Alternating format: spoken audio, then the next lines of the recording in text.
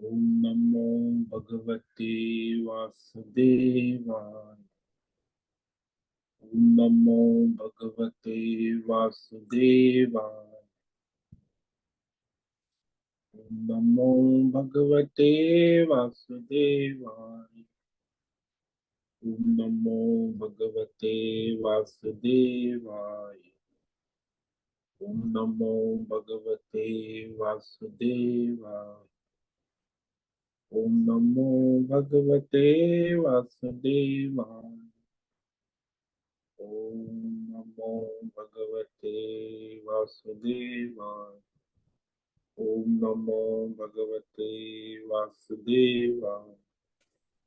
ओम नमो भगवते वासुदेवाय। ओम श्री परमात्मने नमो नमः। ओम गणपतये नमो नमः। ओम सन सरस्वत्यै नमो नमः। ओम गुरुभ्यो नमो नमः। ओम सहनाववतु सहनौ भुनक्तु सह वीर्यं करवावहै तेजस्विनावधीतमस्तु मा विद्विषावहै। ओम शांति शांति शांति। सदाशिवसमारम्भां शंकराचार्य मध्यमाम् अस्मदाचार्यपर्यन्तां वन्दे गुरुपरम्पराम्। ओम पार्थाय प्रतिबोधितां भगवता नारायणेन स्वयं व्यासेन ग्रथितां पुराणमुनिं मध्ये महाभारतम् अद्वैतामृतवर्षिणीं भगवतीम् अष्टादशाध्यायिनीम् अम्ब त्वामनुसन्दधामि भगवद्गीते भवद्वेषिणीम् वसुदेवसुतं देवं कंसचाणूरमर्दनम् देवकी परमानन्दं कृष्णं वन्दे जगद्गुरुं। नमस्ते परमं ब्रह्म सच्चिदानन्दरूपा निर्गुणाय नमस्तुभ्यं ओंकाराय नमो नमः। सर्वे दुर्गाणि तरन्तु सर्वे भद्राणि पश्यन्तु सर्वे सद्बुद्धिमाप्नोतु सर्वे सर्वत्र नन्दतु। ओम तत्सत्। ओम ओम। आप सभी ऑनलाइन नेटवर्क पर उपस्थित भगवत गीता श्रवण साधकों को आज प्रातः का अभिवादन अभिनंदन अभिवंदन। हरि ही ओम हरि ही ओम हरि ही ओम। हम सबको आज का यह दिव्य दिन तन मन धन जन देश काल विषय वस्तु परिस्थिति अवस्थाएं आध्यात्मिक भौतिक दैविक क्षेत्र व्यष्टि समष्टि सभी को अपने अपने पूर्व में अनंत जन्मों में किए हुए संचित पाप पुण्य धर्म अधर्म मिश्र सकाम निष्काम कर्मों के पके हुए फल स्वरूप में वर्तमान में आज सभी को अपने अपने प्रारब्ध अनुसार परमेश्वरीय चिंत्य योग माया के माध्यम से प्रसाद स्वरूप में प्राप्त हुआ है। अतः आज का यह दिव्य दिन परमार्थ हेतु निष्काम सेवा यज्ञ देव यज्ञ ऋषि यज्ञ पितृ यज्ञ मानवता यज्ञ भूत प्राणी यज्ञ सात्विक दान शारीरिक वाचिक मानसी तप निष्काम कर्म योग ध्यान योग भक्ति योग ज्ञान योग साधनाएं स्वाध्याय वेद शास्त्रों का अध्ययन अध्यापन उपासना आराधना के लिए समर्पित करे और करवावे। अत्यंत दुर्लभ मनुष्य जीवन को परमार्थ हेतु सार्थक करे और करवावे। आज विक्रम संवत 2081 ज्येष्ठ मास शुक्ल पक्ष की षष्ठी तिथि है। सायं 7:16 तक षष्ठी है, उसके बाद सप्तमी लग जाती। आज है मघा नक्षत्र, ये रात्रि 2:10 तक है। उसके बाद पूर्व फाल्गुनी नक्षत्र लग जाता है। आज है बुधवार और ग्रीष्म ऋतु चल रही है। यहाँ ऋषिकेश का रात्रि का न्यूनतम तापमान 24 डिग्री रहा और दिन का अधिकतम तापमान 42 डिग्री रहा।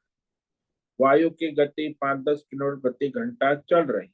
ईस्वी सन 2024, 12 जून, 12 जून 2024, सुबह के 7 बजने वाले हैं।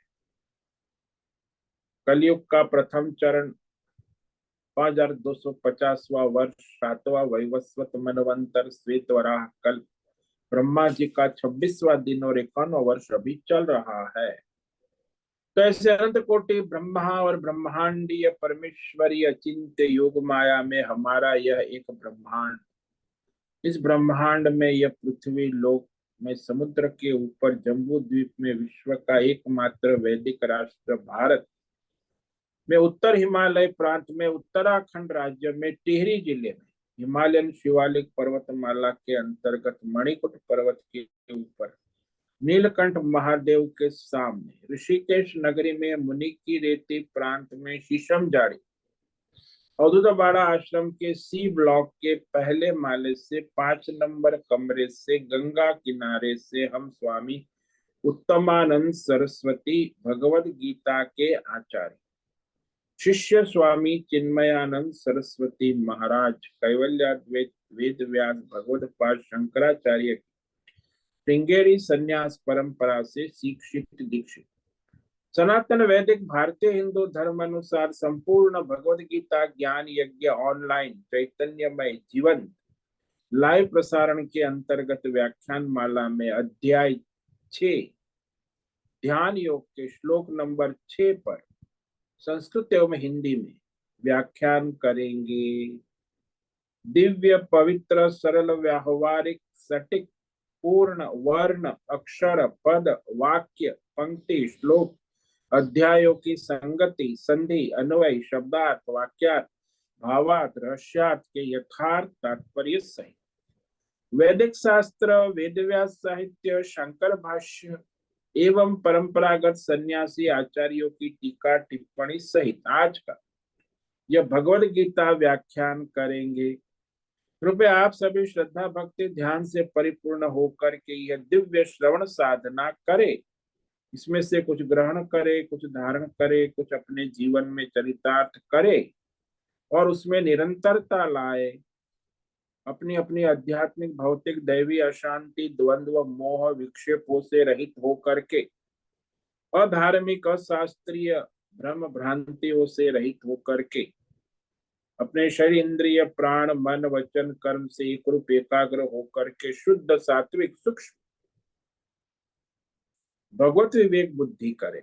वेद शास्त्र एवं आचार्य परंपरा अनुसार विवेक करे। पुनः पुनः इस व्याख्यान का श्रवण करे, मनन करे, चिंतन करे, चर्चा विचारणा करे, प्रचार प्रसार लेखन करे, लिंक भेजे, ग्रुप में शेयर करे, अपना और सबका परम कल्याण करे और करवावे। ओम तत्सत। ओम ओम ओम। तो कल हमने श्रीमद् भगवद गीता अध्याय 6 ध्यान योग के श्लोक नंबर 6 पर व्याख्यान किया था, जिसमें भगवान कह रहे हैं कि मनुष्य अपना ही मित्र है, स्वयं ही अपना शत्रु है। यदि धर्मात्मा है तो अपना मित्र है, यदि अधर्मी है तो अपना शत्रु है। भोग में लगा है तो अपना शत्रु है और योग में लगा है तो अपना मित्र है। बंधुरात्मनस्तस्य ये नात्मैवात्मना जितः अनात्मनस्तु शत्रुत्वे वर्तेतात्मैव शत्रुवत। तो जिसने अपने 24 तत्व इंद्रिय और शरीर और संसार को जीत लिया, विवेक पूर्वक धर्म से शास्त्र अनुसार काबू में कर लिया, वह अपना ही मित्र है। और जिसने ये अपनी इंद्रिय मन बुद्धि को काबू में नहीं किया है, अनात्मनः,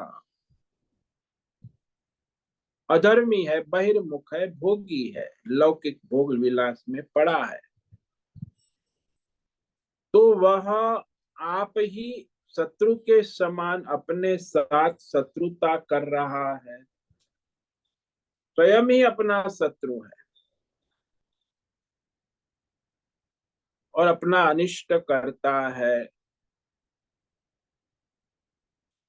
तो इसमें मनुष्य जो है उसे अपने आप को जीतने के लिए सबसे पहले उसके पास जो है वो शरीर है, भौतिक शरीर जो उसको मिला है, उसे प्रारब्ध अनुसार उसको स्वस्थ रखना, यानी शरीर को स्वस्थ रखना, ये पहली विजय है। मैं अपना खान पान, दिनचर्या, रहन सहन, नित्य कर्म, रोटी कपड़ा मकान स्वस्थ, उसके बाद ये जो पांच कर्मेंद्रिय हाथ पैर मुख गुदा, उसे धैर्य पूर्वक धर्म में लगाना, ये भी जय है। अधर्म से रोकना, इंद्रियों को धर्म में लगाना, तो ये भी विजय है, इंद्रियों की विजय। फिर अपने प्राण है, तो प्राण को प्राणायाम से काबू में कर सकते, आप प्राणायाम करें तो प्राण पर विजय प्राप्त करें, प्राणायाम से प्राण पर विजय प्राप्त हो सकती है, होती है। जो प्राणायाम करते उनके प्राण काबू में हो जाते। फिर ये पांच ज्ञानेंद्रिय, आंख नाक कान, ये संसार की सारी मार्केट बाजार में विषय और शब्द स्पर्श रूप रस गंध, जिसमें एक ज्ञानेंद्रिया लगी हुई है, तो उससे उपराम करना, आवश्यकता के सिवा किसी विषय में नहीं जाना, तो विवेक वैराग्य पूर्वक ज्ञानेन्द्रिय को संयमित नियमित करे, ये विजय हो गई ज्ञानेन्द्रिय। विवेक पूर्वक वैराग्य पूर्वक इंद्रियों का संयम नियम। फिर जो मन है, मन को जीतना है, तो वो तो विवेक पूर्वक मन को द्वंद्व से रहित रखना, यानी समत्व में रखना। समत्व में मन शांत होता है, द्वंद्व में मन अशांत होता है। तो मन को समत्व में रखना, ये मन पर विजय हो गई।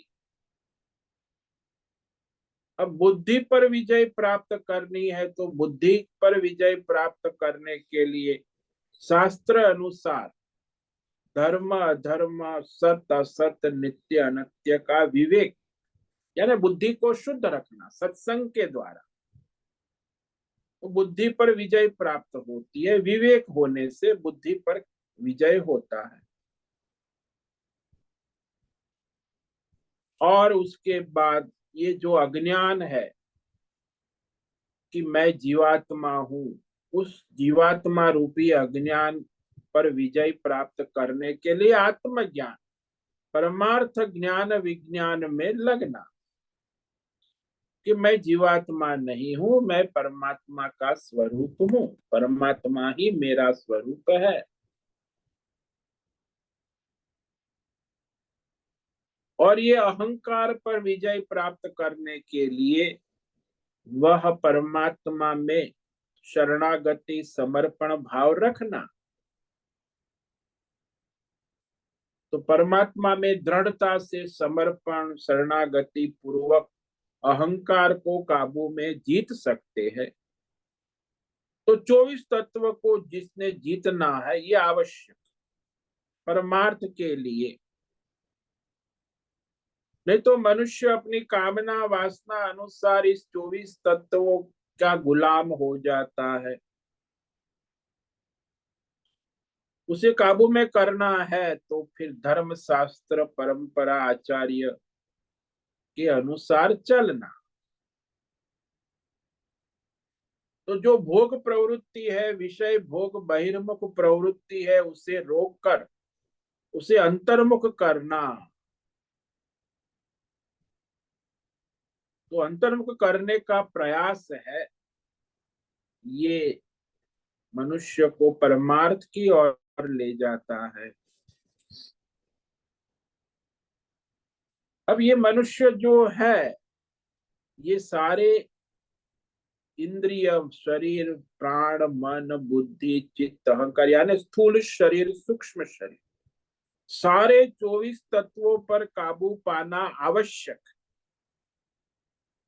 जिस प्रकार हमने कहा वैसे अपने 24 तत्वों पर काबू पाना आवश्यक, यानी उसको अपने अनुकूल करना है, नहीं कि बहिर्मुख संसार के अधीन करना। तभी वो परमार्थ कर सकता है। इसलिए धर्म कर्म करने से ये 24 तत्व काबू में आते हैं, अंतर्मुख होते हैं, तो फिर वह परमार्थ में लग सकते हैं।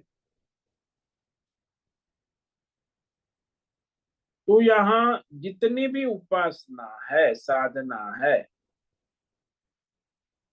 इसमें ये अहंकारात्मक वृत्ति है, उसे जीवात्मा कहते हैं कि मैं देवदत्त हूं। इसमें ये मैं अहंकारात्मक वृत्ति है, और देवदत्त वो शरीर उपाधि है। तो ये मैं जो है, ये सूक्ष्मतम आंतरिक वृत्ति जिसको अहंकार कहते, उसी के माध्यम से फिर शरीर, प्राण, इंद्रिय, मन, बुद्धि सब उस अहंकारात्मिका वृत्ति के अंदर व्याप्त है। पहले मैं आता है, मैं सोचता हूं, मैं निश्चय करता हूं, मैं चलता हूं, मैं धर्म करता हूं, मैं, तो जो मैं है वो अहंकारात्मक, और हूं ये जो है वो परमार्थ वृत्ति। अब ये मैं जो है वो जीवात्मा की अहंकारात्मक वृत्ति जो सर्वव्याप्त है, सब जगह वो मैं करता है। मैं देखता हूं, मैं सुनता हूं, मैं सोचता हूं, मैं बोलता, उसमें हूं भी है। जो परमात्मा यानी जीवात्मा, परमात्मा और फिर उपाधि देवदत्त, तो मैं के अंदर एक अहंकारात्मक जीव वृत्ति है, और दूसरी साक्षी हूं के रूप में चैतन्य वृत्ति है, परमात्मा। इसलिए कहता है कि मैं देखता हूं। तो देखता तो इंद्रिया देख के माध्यम से जीवात्मा परमात्मा के प्रकाश में देखता है, लेकिन वो देखो कहता है कि मैं देखता, यानी जीवात्मा भाव। तो ये जो मैं हूं, इसमें दो भिन्न भिन्न वृत्तियां हैं,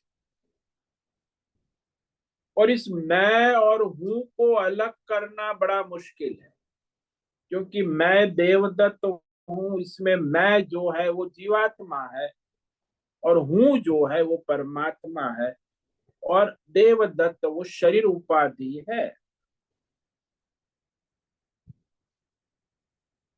तो मैं जीवात्मा नहीं हूं, यह कैसे समझ में आए? तो उसे समझना पड़ेगा कि मैं जीवात्मा नहीं हूं, मैं परमात्मा का स्वरूप हूं, विवेक करना हो। तो मैं की वृत्ति में मैं हूं और मैं नहीं हूं, ये दो वृत्तियां, मैं जीव नहीं हूं और मैं परमात्मा हूं, ये विवेक करना आवश्यक। कि मैं जीवात्मा नहीं हूं, मैं परमात्मा हूं, ये समझ में आना मुश्किल है। तो इसे समझाने के लिए भगवान ने दया करके हमें तीन अवस्थाएं दी। एक जागृत अवस्था में तो हम मैं हूं, मैं देवदत्त जीवात्मा हूं, वो तो रहता है, वह परमात्मा का समझ नहीं आती। फिर स्वप्न में भी मैं जीवात्मा रहता। तो जागृत स्वप्न में तो वो अहंकार बना रहता है।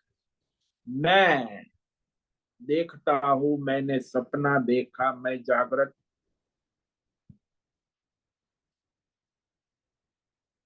लेकिन जीवात्मा जो है उसमें जागृत और स्वप्न में मैं परमात्मा हूं ऐसा विवेक आसानी से नहीं होता।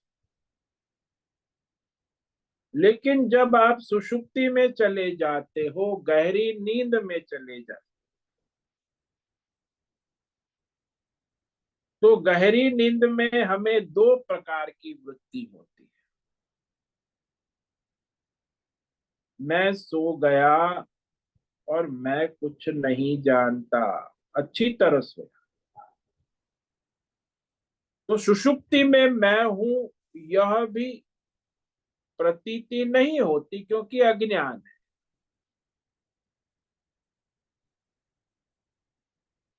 लेकिन वहां मैं दो विभाग में है सुषुप्ति में, एक मैं जीवात्मा और एक मैं परमात्मा। तो मैं के दो, जीवात्मा और परमात्मा दोनों साथ में वहां एक हो जाते हैं। सुषुप्ति में दोनों साथ हो जाते हैं। स्वप्न में जीवात्मा अलग हो जाता है, परमात्मा अलग। जागृत में भी जीवात्मा अलग हो जाता है और परमात्मा अलग हो जाता है, द्वंद्व हो जाता है, लेकिन वहां एकत्व हो जाता है। ऐसे ईश्वर के अनुग्रह से, ईश्वर की कृपा से जब मनुष्य सो जाता है तो सुषुप्ति में जीवात्मा और परमात्मा का एकत्व अपने आप हो जाता है। वैसा जागृत स्वप्न में नहीं होता, उसमें भेद बना रहता। तो अंतकरण में जो ये दोनों वृत्ति, एक जीवात्मा वृत्ति और एक परमात्मा वृत्ति, दोनों की मिलावट हो जाती है। कहाँ?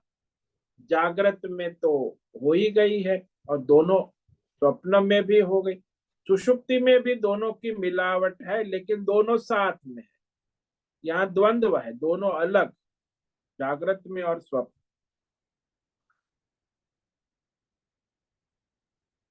तो दोनों है तीनों अवस्था में, लेकिन सुषुप्ति में दोनों मिल जाते हैं। जागृत में और स्वप्न में नहीं मिलता, जीवात्मा और परमात्मा का मिलन नहीं होता। तो सुषुप्ति का अनुभव देना, हमें रोज जो 2 4 6 घंटे हमें सो जाते, नींद आती है, ये परमात्मा की है तो कृपा, करुणा, दया सभी जीवों के ऊपर। तो उसी के माध्यम से हमारी बुद्धि में विवेक होना संभव है, क्योंकि हम प्रतिदिन अनुभव करते हैं ना सुषुप्ति का, सो जाते। तो मैं सो गया था, सो रहा हूं ऐसा नहीं होता। सुषुप्ति में मैं के अंदर दो तत्व है, जीवात्मा और परमात्मा। मैं हूं, एक तत्व जीवात्मा है जो मैं सो रहा था ऐसा जग के कहता है, और दूसरा तत्व सुषुप्ति में मैं नहीं जानता हूं, कुछ नहीं जानता था। सुषुप्ति में मैं का भान नहीं था, यानी जीवात्मा मैं का। तो एक तो मैं सो रहा था और दूसरा मुझे कुछ पता नहीं रहा। ये दो वृत्ति होती। तो ये दोनों तत्व जो है, एक जीवात्मा है, एक परमात्मा। एक जीव वृत्ति है, एक परमार्थ वृत्ति। तो इस वृत्ति के द्वारा हम 10 इंद्रिय, प्राण, शरीर, मन, आगे शरीर संबंध, ये सारा 24 तत्वों का जो मिलावट करके हम उसे जोड़ देते हैं, सब में मिलावट हो जाती है। तो मन में, बुद्धि में, इंद्रियों में जो मैं हूं उसकी मिलावट हो जाती है। मैं जीवात्मा और हूं परमात्मा। तो हर समय आप कहते हैं कि मैं जा रहा हूं, मैं चल रहा हूं, मैं सो रहा हूं, मैं जी रहा हूं, मैं मर रहा हूं। इस सारी उपाधियों से कहीं उसमें मैं हूं तो रहेगा। तो मैं जीवात्मा, अहंकारात्मक वृत्ति, और हूं अस्तित्व परमात्मा वृत्ति, दोनों साथ में रहते। तो वो जो हूं परमात्मा वृत्ति है, वो परमात्मा का स्वरूप है, उसी को पर ब्रह्म कहते हैं, परमात्मा।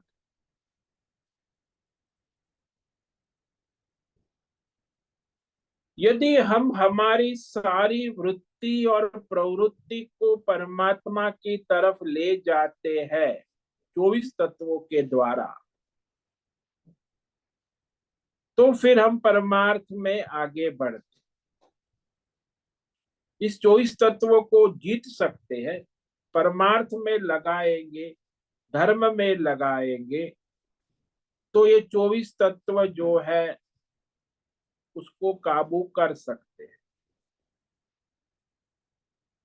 24 तत्वों को यदि काबू में करना है तो उसे परमात्मा से जोड़ना हो।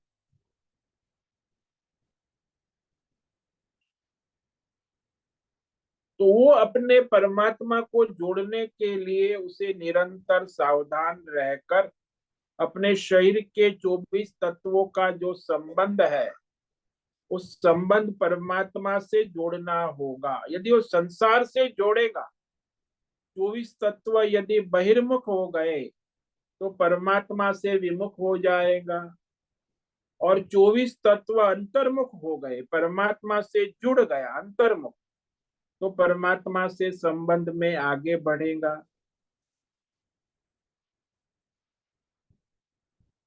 इसलिए परमार्थ संबंध के साथ वो 24 तत्व को जीत सकता है। यदि परमार्थ संबंध वाला नहीं है, धर्मात्मा नहीं है, तो शरीर आदि 24 तत्वों को जीत नहीं सकता।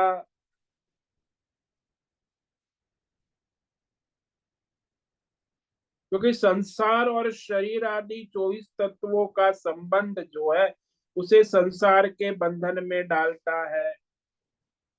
और 24 तत्व शरीर आदि का संबंध परमात्मा से होता है तो संसार बंधन से छुड़ाता है।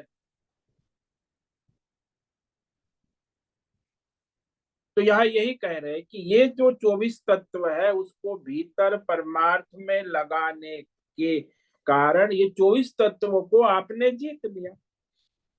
यदि 24 तत्व को संसार के भोगों में लगाया तो आप हार गए, तो आप उसके अपने शत्रु बन गए। वो 24 तत्व आपको नचाते रहेंगे, संसार के विषय भोग नचाते रहेंगे, आप विषय भोग में संलिप्त रहेंगे और परमार्थ के लिए आपके पास कुछ होगा ही नहीं।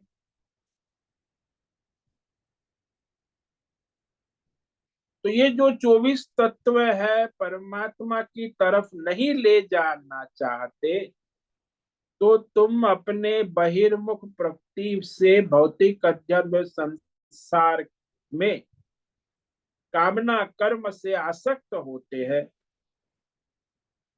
तो 24 तत्व जो पंच महाभूतात्मक स्थूल सूक्ष्म शरीर है वो तुम्हें बहिर्मुख कर देता है। तो तुम अपने अहंकार से बहिर्मुख होकर परमार्थ से वंचित हो जाते हो।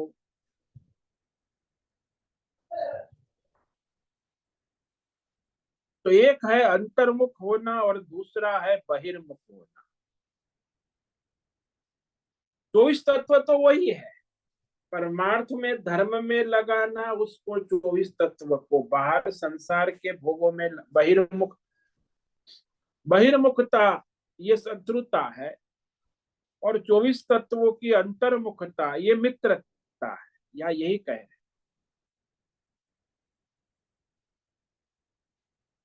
अहंकारात्मक वृत्ति में जो परमात्मा तत्व है उसके साथ 24 तत्वों को जोड़ना, ये विजय हासिल करे। तो परमात्मा से जुड़ने से वो सारी इंद्रिया धर्म अनुसार काबू में रहती, और परमात्मा से न जोड़कर संसार में जोड़ने से सारी इंद्रिया जो है पराधीन हो जाती।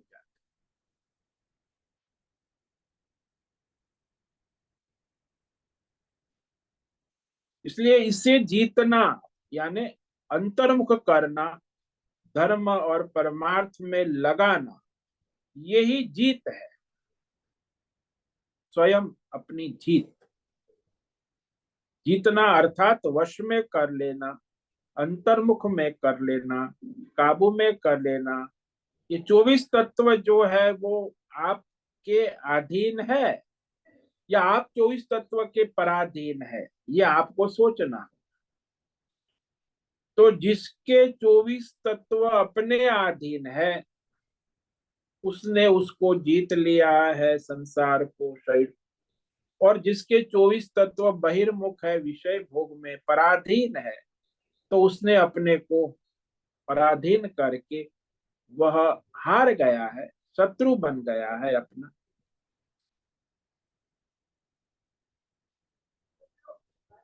तो वह उसे विशेष सावधानी पूर्वक करना आवश्यक। जैसे वो कार का ड्राइवर है, कार को कब जीतेगा? जब वो ड्राइविंग सीख लेगा अच्छी तरह, तो उसने कार को जीत लिया है। कार उसकी मित्र है। यदि उसको ड्राइविंग नहीं आता है और ड्राइविंग सीट में बैठा है तो कार से हार गया है, पराधीन है। और कार उसकी शत्रु है क्योंकि उसको ड्राइविंग नहीं आता है। तो भाई आपका स्थूल शरीर, सूक्ष्म शरीर, उसको धर्म के अनुसार जिसको चलाना नहीं आता, वो अपना शत्रु है, जगत का भी शत्रु है। और जो अपने 24 तत्व स्थूल सूक्ष्म शरीर को धर्म शास्त्र के अनुसार परमार्थ में लगाता है, तो वो अपना मित्र है, जगत का भी मित्र है।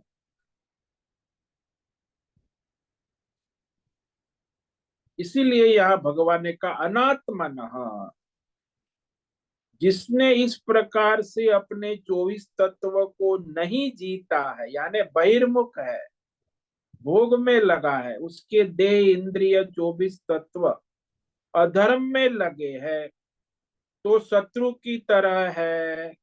वो अपने साथ शत्रुता कर रहा है क्योंकि उसने उसे परमार्थ में नहीं लगाया, परमार्थ की तरफ नहीं ले जाकर भौतिक अध्यात्म देव संसार भोग की तरफ ले जाते हैं। तो संसार की तरफ ले जाना ही शत्रुता है, और 24 तत्व को परमार्थ और धर्म की ओर ले जाना ही मित्रता है। तो बहिर्मुख हो गया तो शत्रु हो गया, अंतर्मुख हो गया तो मित्र हो गया। जैसे शत्रु हमारा अहित करता है, वैसे ये 24 तत्व हमारा अहित करने वाले हो जाते हैं। यदि हम उसे धर्म में परमार्थ में लगाते हैं तो ये 24 तत्व स्थूल सूक्ष्म शरीर हमारे हितकारी हो जाते हैं, सहायक हो जाते हैं। इसलिए आजकल देखो ना, जो लोगों का भोग बहुत बढ़ गया है, इंद्रिय विषय बहिर्मुख, तो उसे 24 तत्व उसे कष्ट देते हैं। शारीरिक समस्या, मांस, कल ही एक भाई साहब आए थे, हम कहते अरे फिजियोलॉजिकल साइकोलॉजिकल बहुत प्रॉब्लम है। अब वो 70 साल का हो गया, अब सब समस्याएं है क्योंकि जिंदगी भर वो संसार भोग लंपट जीवन जिया है, कभी वो अंतर्मुख संयम नियम धर्म कर्म किया नहीं है, तो अभी वो परेशान। वो धर्म करने के लिए प्रयत्न कर रहा है लेकिन हो नहीं पा, वो पुराने संस्कार है ना 70 साल के, तो कहाँ से वो करेगा अंतर्मुख संयम नियम, क्योंकि वो भोग लंपट है। अब उसको कहे कि सात्विकता लाओ, रजोगुण तमोगुण को काबू में करो। बड़ा कठिन है, क्योंकि 70 साल रजोगुण तमोगुण भोग में पड़ा है। अब वो मुझे सलाह मारता, मैं कहता हूँ सात्विकता जीवन में लाओ, तभी धर्म आएगा। अब वो सात्विकता लाना ही उसके लिए बड़ा कष्टदायी दुखदायी हो जाता है, इसलिए वो कष्टदायी, सरल नहीं।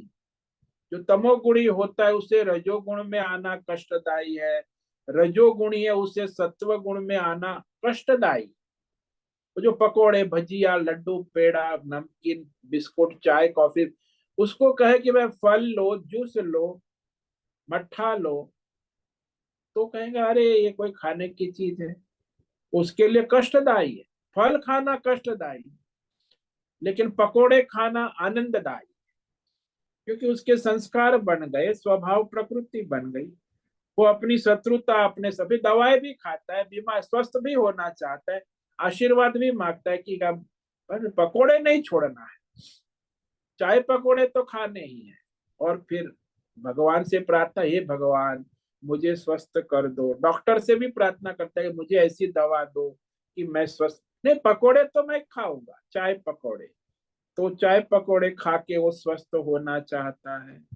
तो सत्व गुण लाना नहीं चाहता, उसके लिए कोई प्रयास भी नहीं। रजोगुण में, रजोगुण से तमोगुण से वो सुखी होना चाहता है, स्वस्थ होना चाहता है, परमार्थ करना चाहता है। ये तो भ्रम है। यदि परमार्थ करना है धर्म का, तो सत्व गुण आना आवश्यक। इसीलिए जो सत्व गुणी है, धर्मात्मा है, वो अपना और जगत का मित्र है। और जो तमोगुणी रजोगुणी अधर्म में पड़ा है, वो अपना भी शत्रु है और जगत का भी शत्रु है, सारे परिवार समाज का शत्रु ही है। कोई अनुकूल, कोई किसी का कल्याण नहीं करेगा, केवल भोग में लंबा रहेगा, भोग लंपट विषय लंपट। तो यहाँ जो भगवान का वाक्य है, इसे समझना आवश्यक है। हमारे वेद शास्त्र में दो प्रकार के वाक्य होते हैं। वेद भगवान ठीक ठीक उसे समझना आवश्यक। एक वाक्य होता है वेद शास्त्र में, जिसमें वैराग्य को प्राधान्य देते हुए कहते हैं कि अरे ये 24 तत्व सारे जो है दूषित है, ये शरीर भी नश्वर है, इंद्रिया भी चंचल है, मन भी विक्षिप्त है, ये सारे 24 तत्व दूषित है, बुरे है। शरीर इंद्रिय प्राण मन 24 तत्वों का क्या क्या हमारा नुकसान करते हैं, ये भी बता। ये सारे बुरे हैं, शास्त्र ऐसे कहता भी है। मैं इंद्रिय भोग करके आपको क्या मिला?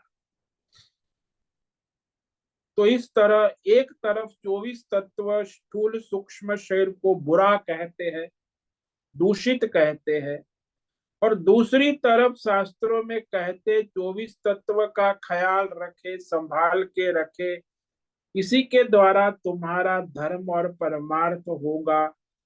तो 24 तत्वों का ख्याल संभाल कर स्वस्थ रखना आवश्यक है, धर्म कर्म करने के लिए आवश्यक है, क्योंकि इसकी जरूरत पड़े। शरीर माध्यम खलु धर्म साध, धर्म और परमार्थ बिना शरीर के कैसे हो सकते? तो एक तरफ कहते हो बुरा है दूषित है उसका तिरस्कार करते हैं, दूसरी तरफ वो कहते सहायक है, संभाल के रखे, और ये धर्म करने का साधन है।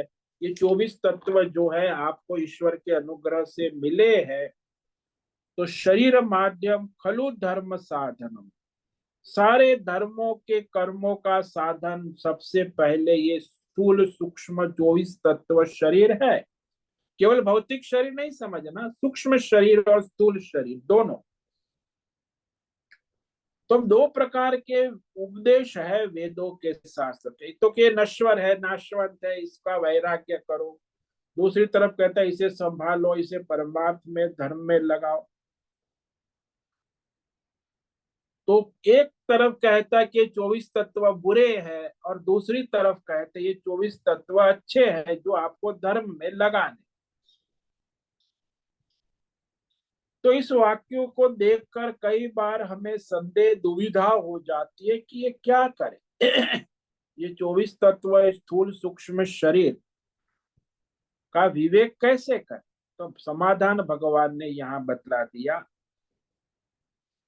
कि जब हमारे 24 तत्व स्थूल सूक्ष्म शरीर परमेश्वर परमार्थ में लगते हैं अंतर्मुख होने के लिए, तो फिर वह हमारा बंधु है, मित्र है। जब वो परमेश्वर से दूर होकर बहिर्मुख संसार भोग में जाने लगता है, तो ये 24 तत्व स्थूल सूक्ष्म शरीर निंदनीय है, हमारे शत्रु है, हमारे विरोधी है। शरीर तो वही है, लेकिन शरीर इंद्रिय 24 तत्व हम कहाँ लगाते? वैसे वो स्वयं कोई बंधु नहीं है, न स्वयं मित्र नहीं है। शरीर शरीर है, इंद्रिया इंद्रिया है, मन मन है, बुद्धि, वो स्वयं किसी का शत्रु मित्र नहीं है। कहाँ लगाते हो? यदि परमार्थ में लगाते हो तो ये 24 तत्व स्थूल शरीर शरीर तुम्हारे मित्र बन जाते, और यदि संसार भोग में लगाते हो तो तुम्हारे शत्रु बन जाते। किस तरफ प्रवृत्त है? अंतर्मुख है तो कल्याणकारी है, और बहिर्मुख है तो हानिकारक है। तो इस प्रकार बंधु और शत्रु वह स्वयं कुछ नहीं, जबकि उसे कहाँ लगाते। संसार में भी जो हमें साधन मिले उसका हम क्या उपयोग कर?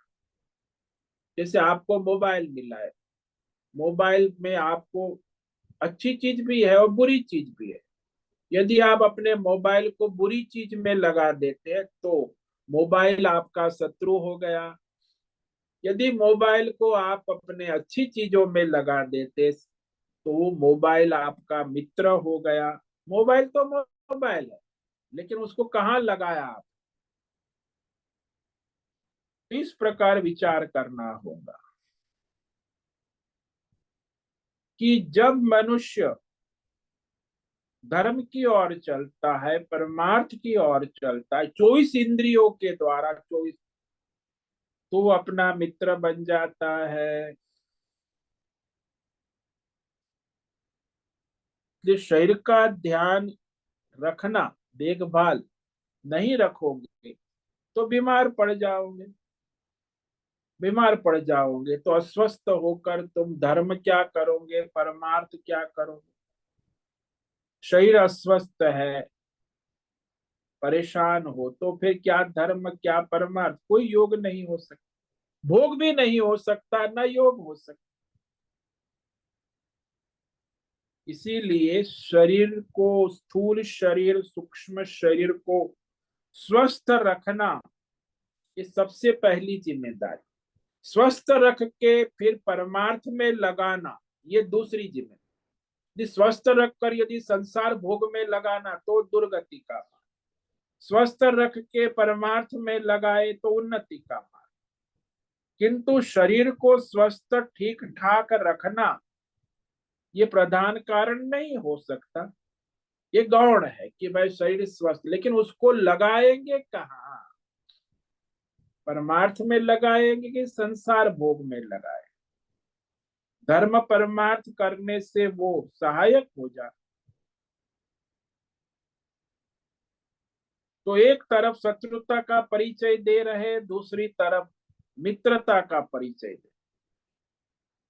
दोनों में विवेक पूर्वक हमें विचारना होगा कि बहिर्मुखता से, भोग लंपटता से बचना होगा और धर्म परमार्थ में लगना होगा। यानी रजोगुण तमोगुण से बचना होगा और सत्व गुण का अभ्यास करना होगा, क्योंकि सत्व गुण हमारा मित्र है, रजोगुण तमोगुण हमारा शत्रु है।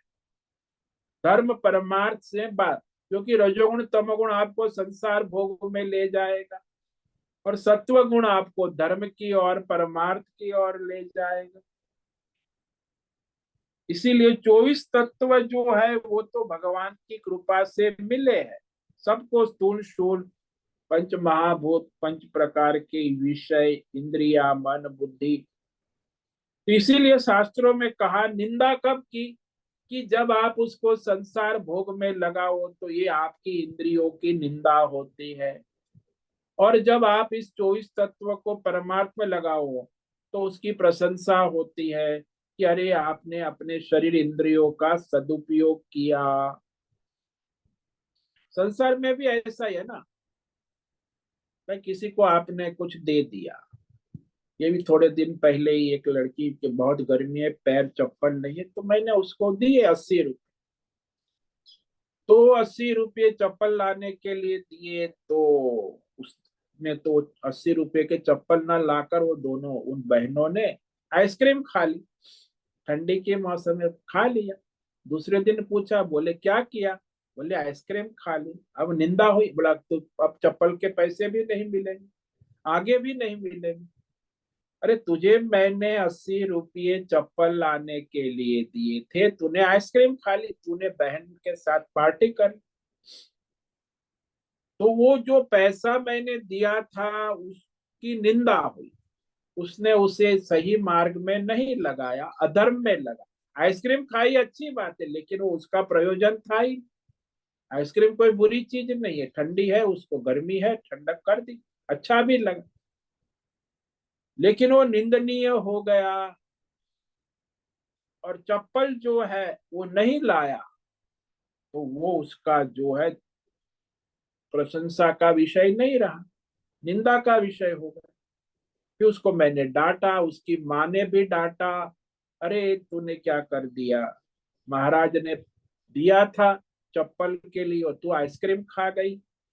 तो इस तरह भगवान ने हमें 24 तत्व दिए हैं, और हम उसको धर्म और परमार्थ में लगाना है, लेकिन वहां न लगाकर हम उसे संसार भोग में लगा दे, काम क्रोध लोभ मोह राग द्वेष, तो फिर बर्बाद हो जाते हैं, वो निंदनीय है ना। इसलिए भोगी मनुष्य भोग में लगा है, वो निंदा का पात्र, अपना भी अहित करता है, जगत का भी अहित करता है। और योगी है, अपना भी हित करता है, धर्मात्मा है, और जगत का भी हित करता है। इसलिए एक शत्रु है अपना और जगत का, दोनों का। और दूसरा जो भोगी है, सारे 24 तत्वों को भोग में लगाए रखा है, वो अपना भी शत्रु है और जगत का भी शत्रु है, तो निंदा होती है उसकी। तो इस प्रकार यह शत्रुता और मित्रता का जो 24 तत्व, तो 24 तत्व सबके से आपको भी मिला है, पांच ज्ञानेंद्रिय कर्म मुझे भी मिली है।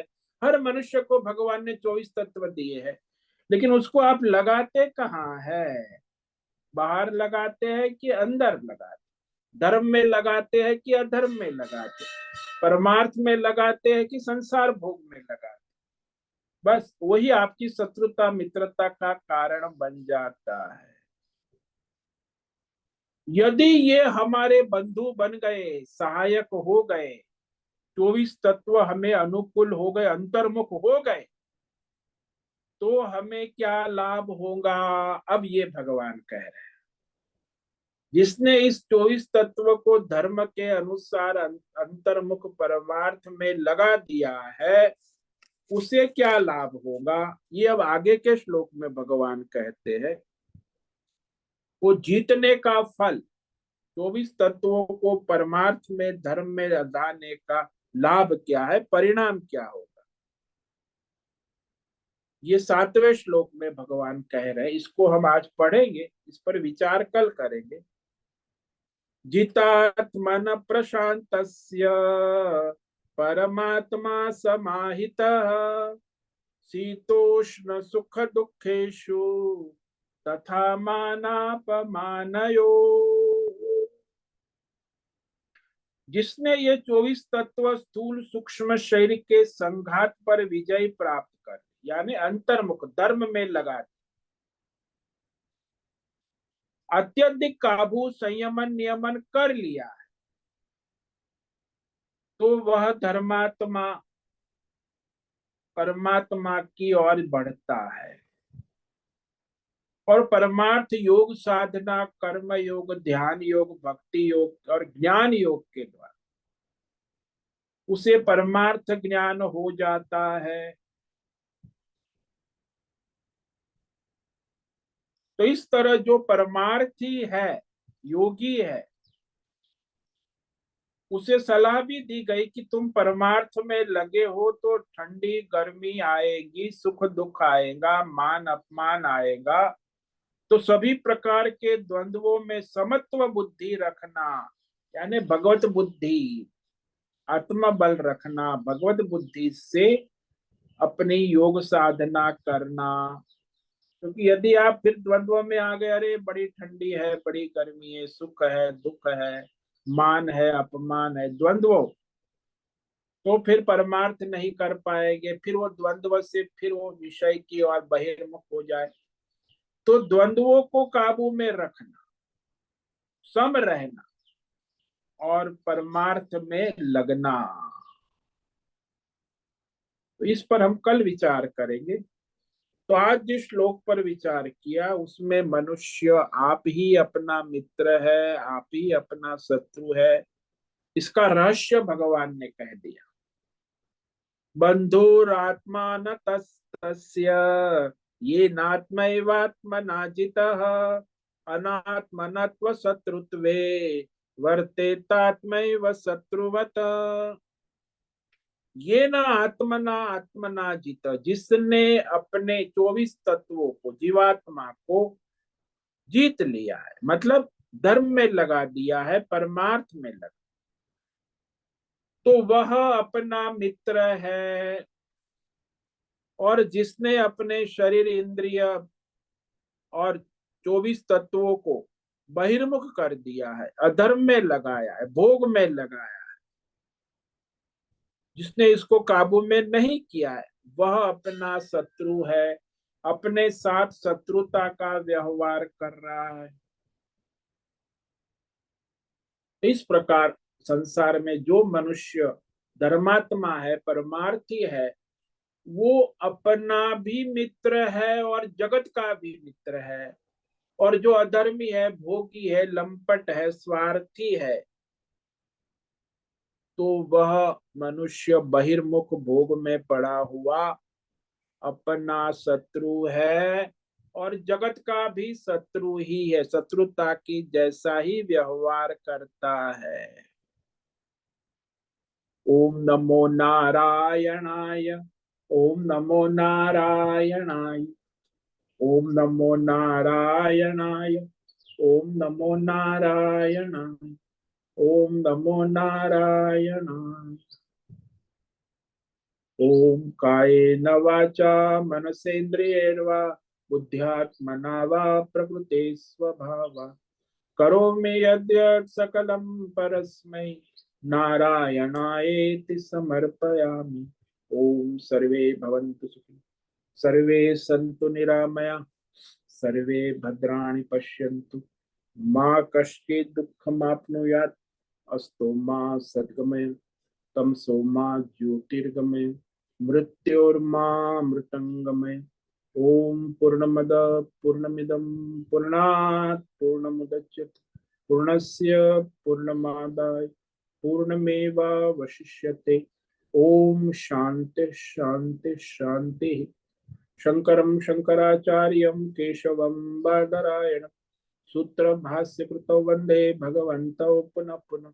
ईश्वरो गुरुरात्मेति मूर्ति भेद विभागि व्योमवद् व्याप्त देहाय दक्षिणामूर्तये नमो नमः। ओम गुं गुरुभ्यो नमो नमः। ओम तत्सत् ब्रह्मार्पणमस्तु। ओम ओम ओम।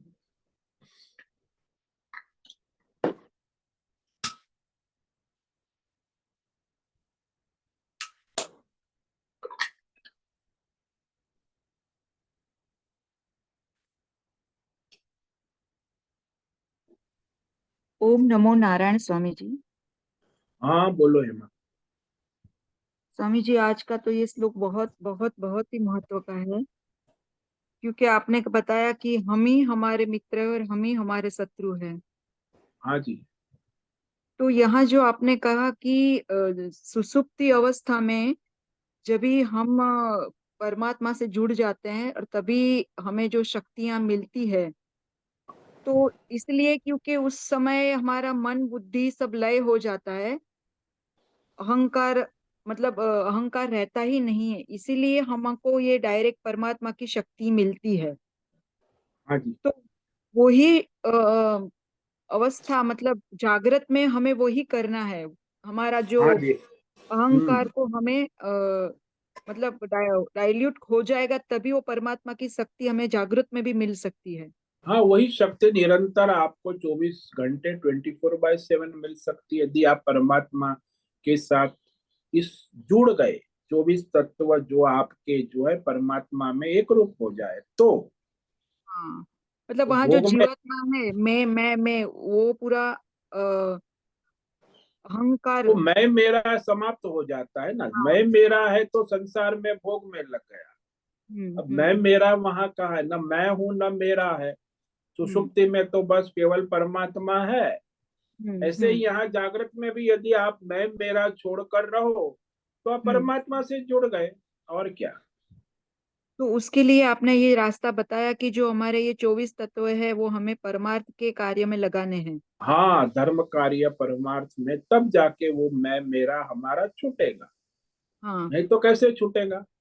ये हर परमार्थ में। मनुष्य को ये स्वतंत्रता दी है हाँ कि जी। हम ये अपरमार्थ में भी लगा सकते हैं और भोग में भी लगा सकते हैं। हाँ जी। हाँ जी। हाँ जी। प्रत्येक क्षण, प्रत्येक हम्म। दिन, प्रत्येक देश काल परिस्थिति में सबको स्वतंत्रता दी है कि आप परमार्थ में लगाओ के भोग में लगाओ संसार के। हम्म। तो यहाँ जो अभी आपने कहा हमें स्वतंत्रता है, मगर हम हमारे प्रारब्ध भी लेकर आए हैं और हर एक इंद्रियों के भी खुद अपने संस्कार होते हैं ना। तो वो इंद्रियों हम के संस्कार। हाँ। तो वो हम प्रयत्न करते, मगर वो वापस हमें खींच के लेके जाते हैं, तो हमारा आत्मबल वहां कम पड़ता है। हाँ जी। हाँ जी। हाँ जी। प्रारब्ध तो होगा। इंद्रिया हाँ। भी अपने बहिर्मुख चंचल प्रकृति के फिर भी आपका दृढ़ मनोबल नहीं चलेगा, यहाँ आत्मबल होना आवश्यक। हम्म। ये भौतिक मनोबल काम नहीं। मनोबल तो टूट जाता है लेकिन आत्मबल कभी नहीं टूटता। इसलिए आत्मबल यानी परमात्मा की शरण समर्पण सहारा लेना, ये आत्मबल है। हम्म। हम्म। भगवान की स्मरण स्मरण समर्पण, भगवान का आश्रय लेना, हम्म। ये आत्मबल है। भगवान का आश्रय नहीं लोगे तो आप अपने अहंकार का आश्रय लोगे, संसार का बैंक बैलेंस का आश्रय लोगे तो काम हम्म। नहीं होगा। हम्म। हम्म। मतलब जब तक शरणागत होगी, हाँ, भगवान ही करवाएंगे मतलब। हाँ, समर्पण आत्मबल तभी हम्म, उत्पन्न हो। तभी बढ़ेगा, हाँ। और जैसे अभी आपने वो उदाहरण दिया, वो चप्पल के पैसे दिए, तो हाँ उसने उसमें ना उसका उपयोग करके दूसरे भोग में उसका उपयोग किया, वैसे हाँ। ही परमात्मा की दी हुई चीजें अगर हम लोग भोग में उपयोग करते हैं तो वो हाँ जी। निंदनीय है। वो मगर निंदनीय है, अगर हम दुर्गति है। मगर वो भगवान में ही अगर उपयोग करेंगे तो उसकी कृपा भी मिलती है ना। हाँ जी। हाँ जी, अनुग्रह कृपा सब मिलता है तो विशेष लाभ होता है। तो तो है ना, यहाँ कोई भी चीज आप कोई भी विषय यदि परमार्थ की ओर ले जाते हो तो कल्याण निश्चित ही है ना। और जो भी संसार भोग की तरफ जाए तो वो अपना दुर्गति निश्चित है। तो वो देखिए तो संसार में आप देखते हो क्या हो गया। हम्म। परमार्थी का क्या हाल है संसार में, और जो संसारी भोग में डूबे उनका क्या हाल है, देख लो आसपास दुनिया आप। उसके लिए बहुत सारी आत्मबल और अवेयरनेस, हर वृत्ति हमारी कहाँ जा रही है वो हमें देखना पड़ेगा अभी। हाँ, विवेक तो करना होगा लेकिन यहाँ हम्म। भगवान का आश्रय लेना, भगवान को समर्पण हाँ। होना, भगवान का स्मरण करना कि हे हाँ। प्रभु सहाय करो न मदद करो। तो उस हम्म। आश्रय लेना, समर्पण होना, याद करना, ये सब आवश्यक है तभी आत्मबल आएगा। हाँ। हाँ। भगवान को याद नहीं करेंगे तो आत्मबल कहाँ से आएगा। हम्म। क्योंकि शक्ति वहां से ही आती है, तो उसे ही हमें बार बार याद करना होगा। हाँ जी, उसका स्मरण, उसका याद, उसका समर्पण, उसका आश्रय लेना आवश्यक है। हाँ। अन्यथा आप फिर वही अपने प्रकृति के अनुसार 24 तत्व विषय संसार की ओर तो दौड़ते ही रहते हैं, हम्म। तो परमार्थ में टिक नहीं पाते। क्योंकि इंद्रिया बहिर्मुखी बनाई हुई है और उसको हमें हाँ, अंतर्मुख। हाँ। वो तो बहिर्मुख है ही, उसका मैन्युफैक्चरिंग ही बहिर्मुख है, सारे इंद्रिया विषय बहिर्मुख हम्म। है, मन भी बहिर्मुख है। हाँ, क्योंकि बाहर ही दौड़ते हैं, उसको हमें मतलब जबरदस्ती लाकर यहाँ अंतर्मुख में लाना होगा ना। हाँ, धर्म के अनुसार धर्म करोगे परमार्थ में लगेगा, सत्व गुण हम्म। से परमार्थ में लगेगा। आप रजोगुण तमोगुण में फिर बहिर्मुख हो जाएगी, सत्व हाँ। गुण है तो अंतर्मुख होगी।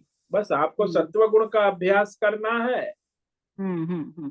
चाय पकौड़े छोड़ना है, दूध और फल खाना है, बस ये तो करना है, ये तप है, साधना है। हाँ। नहीं, ये बहुत बहुत बहुत ही बढ़िया श्लोक है। अगर हम हाँ, समझकर जीवन में उतारेंगे तो जीवन बदल सकता है। हाँ जी, हाँ जी, किसी का भी बदल सकता। बहुत बहुत बहुत धन्यवाद स्वामी जी। ओम ओम नमः नमो, नारायण। ओम नमो नारायण। ठीक है, आज उपस्थित है प्रकाश आनंद दोषा, भद्रेश राय बहादुर, अमरेंद्र, अनंत कुलकर्णी, अनुराधा जेठे, आरती जादव, आशा कोटक, दिनेश पटेल, गीता मेनन, जीवी कुमार, हेमा कोटक, इला जोशी, जयंती पांडा, ज्योति धूमल, मेधा जोशी, मीरा उचिल, नयना पुरोहित, निकिता पटेल, पंकज भट्ट, पृथ्वीराज मालव, रीमा पटेल, रिची पटेल, रूपेश पाटिल, संजीवनी, श्रीरंग रानडे, सुचिता पाटिल, सुनील ठाकुर, उषा मेनन, विशाल बेड़ेकर। तो ठीक है, आप मनन करो, चिंतन करो और अपने जीवन को बदलो। तो इस तरह श्रवण करने से कुछ नहीं होता, उसको फिर मनन करके अपने जीवन में लाने की साधना करना, ये आवश्यक। सुन तो लेते हैं, लेकिन फिर उसको अपने जीवन में चरितार्थ करना, यही तो मुख्य साधना है ना। इसलिए प्रयास निरंतर करते रहना चाहिए, 24/7 साधना है, तप है। परिस्थितियां आती रहेंगी, वहां आप कैसे अपने को संभालते हो।